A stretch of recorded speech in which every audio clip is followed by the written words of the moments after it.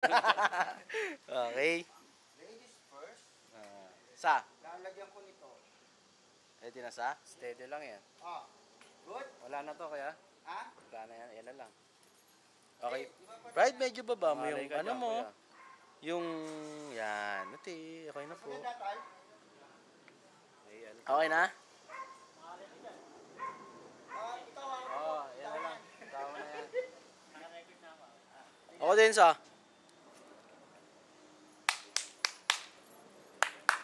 Okay po. Ready Go. Sige po, wait lang. Motor Pala decision Sige lang, lang. Okay po Go lang ma'am. Go. Okay na ba?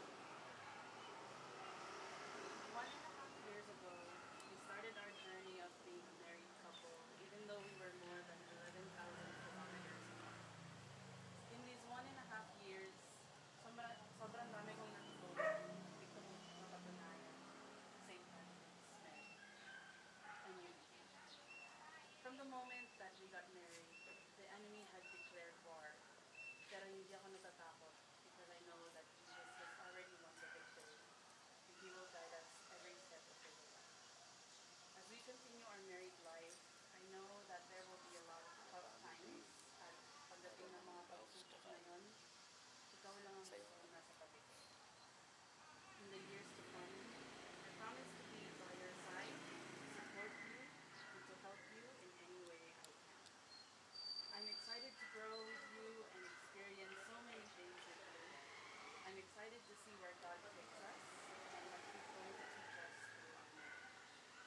I'm excited because I get to keep loving you, and I pray that our love will be a reflection of God's love.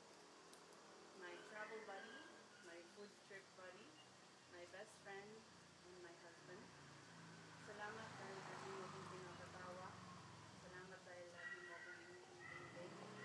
Salamat dahil minamahal mo ako kahit minsan nalimutan mo akong mahal. Thank you for choosing me. I love you.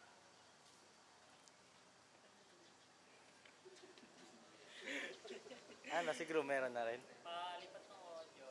Si... Katas. Sige.